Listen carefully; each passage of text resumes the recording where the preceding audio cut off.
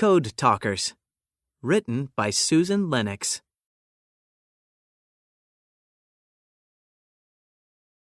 Introduction. The date is February 19th, 1945. A group of U.S. Marines jumps from a landing craft. They struggle through the surf to the beach of Iwo Jima Island in the Pacific Ocean, not far from Japan.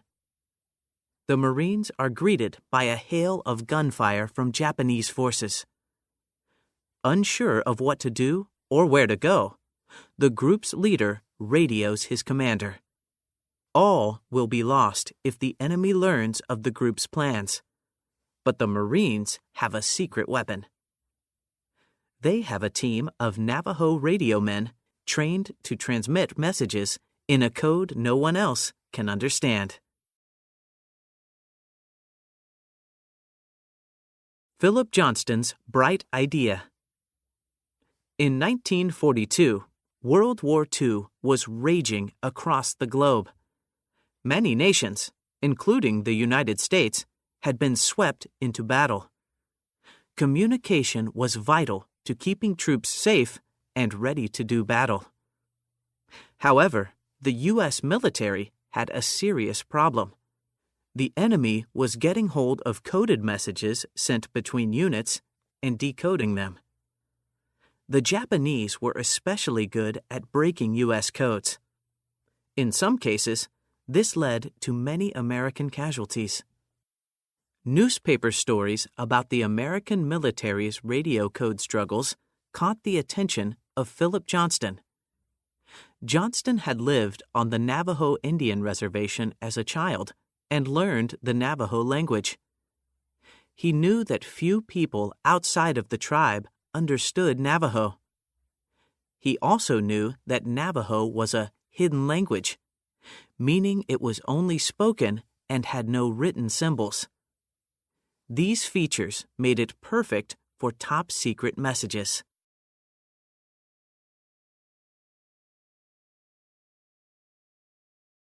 Johnston contacted the military about using a code based on Navajo. They agreed to a test.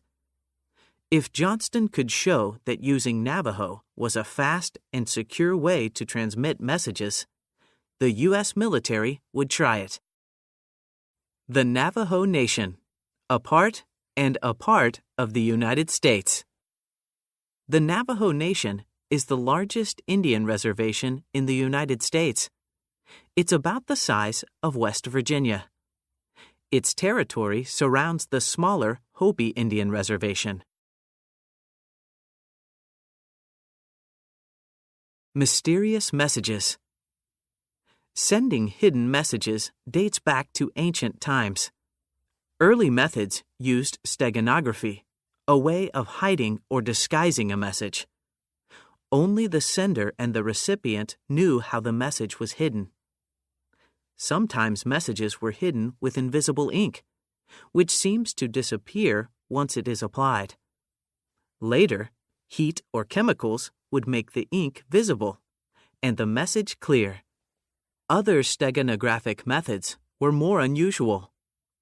One used by ancient Greeks involved shaving a messenger's head, tattooing words there, and then waiting for his hair to grow back and cover the message. The messenger then traveled to the recipient, who would shave his head to read the message. Most modern coding systems use cryptographic methods. With these methods, the message itself is not hidden, but its meaning is. Even if the message falls into the wrong hands, the reader must know the code in order to understand it.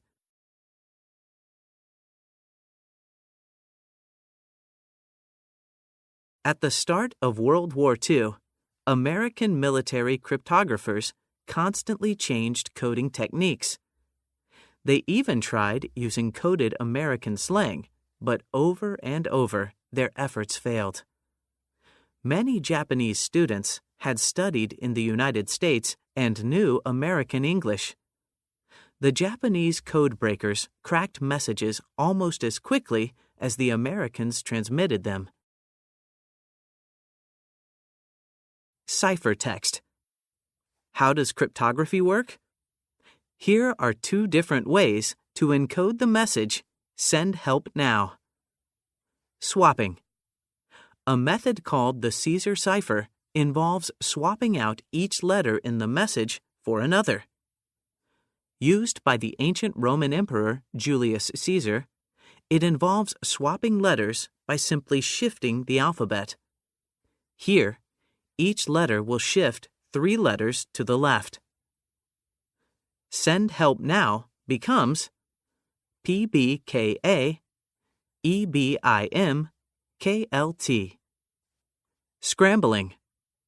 Another method of coding a message involves scrambling the letters. An example is the rail fence cipher. The message is encoded by writing the letters of each word on 2 or more lines, then putting the lines together. Send help now becomes SNEPNWEDHLO.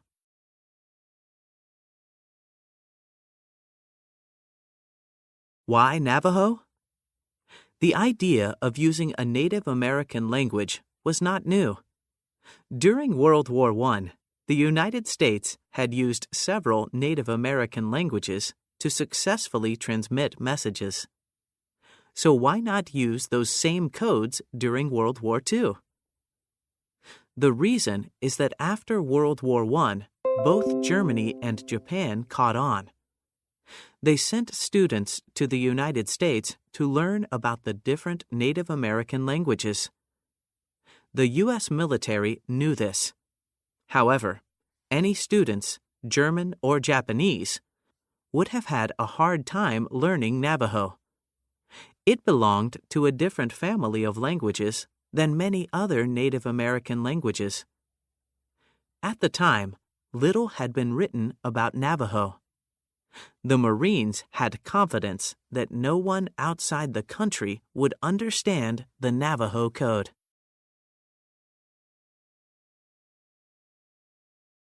Communicating in code. Johnston lined up 29 Navajo men. These soldiers worked with the Field Signal School to come up with a system for coding messages that was based on their language. The coding system had 2 parts. The first part used the Navajo translation of English words to stand for letters. For example, the Navajo word for bear is shush, so the word shush was used for the letter B.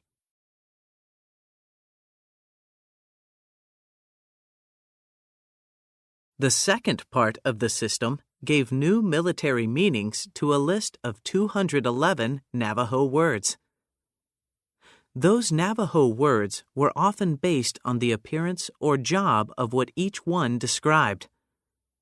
For example, owl was used for observation plane. The Navajo word for shark meant destroyer, a type of warship. A submarine was called an iron fish.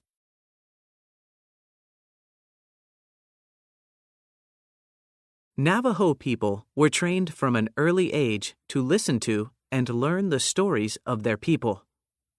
They not only had great memories, they were also exceptional listeners.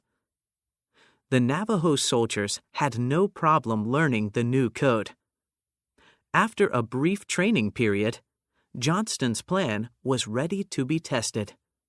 The Signal Corps did time trials to test how quickly and correctly the Navajo soldiers could transmit radio messages. The results were amazing. The code talkers could do in seconds what other coders needed half an hour to do.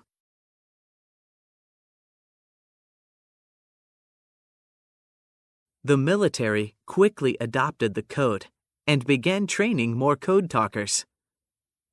Many Navajo men were eager to serve. All in all, more than 400 Navajo code talkers served brilliantly in the Pacific.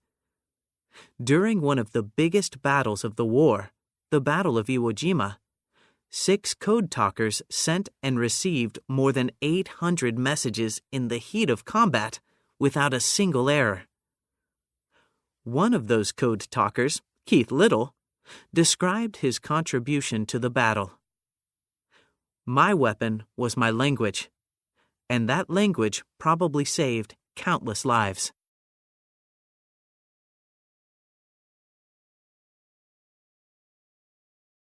Unsung Heroes. The Navajo code talkers played an important role in several battles fought in the Pacific during World War II.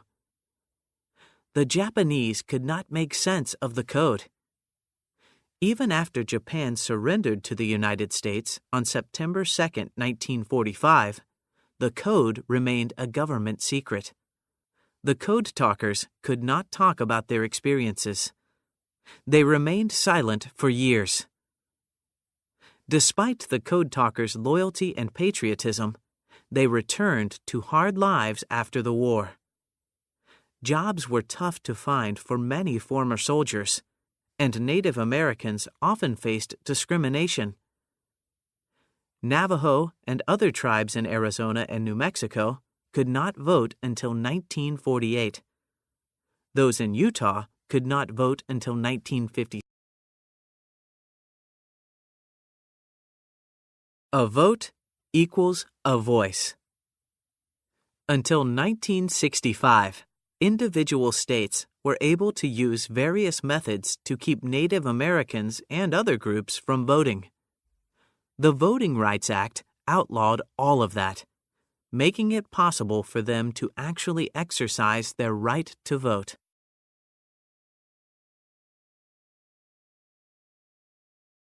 Finally, in 1968, the secrecy around the Code Talker program ended. Then the world learned about the amazing contributions of these men. In 2000, President Clinton signed a law awarding medals to the 29 original Navajo Code Talkers. The unusual Navajo language and the Code Talkers who spoke it led to the success of the code. To this day, it is the only spoken military code that has never been broken.